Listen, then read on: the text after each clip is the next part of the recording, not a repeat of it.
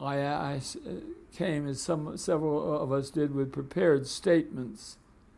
And although Thomas had thrown out some of the other statements, he looked at mine and said, well, you can read this after you testify.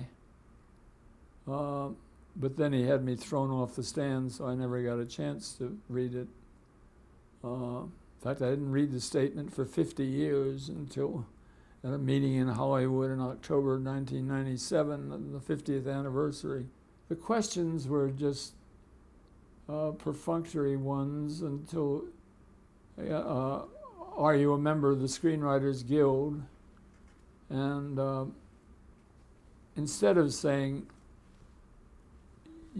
you can't ask that, you have no right to ask that question or demand an answer, I, under instructions of our lawyers, said, well, I'll try to answer that in my own way.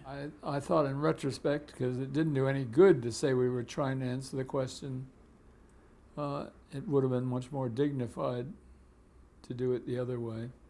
And he said, that's enough, skip to the $64,000 question, go ahead and turn over to the committee counsel, who then said, all right, Mr. Lardner, are you now or have you ever been a member of the Communist Party? And I said, well, I can answer that question too, but I'd like to explain. And Thomas said, never mind explaining anything, you know. And I said one other thing, and he said, come on, answer the question. Any real American would be happy to answer that question. And I said, well, I could answer it the way you want, Mr. Chairman, but if I did, I'd hate myself in the morning. And he said, leave the witness chair. Take him away. And I said, I think I'm being removed by force.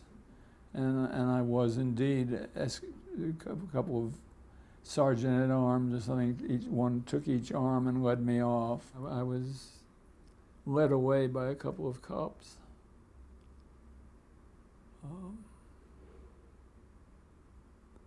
And then it was only a month after that, the motion picture companies met and declared that all 10 of us were blacklisted.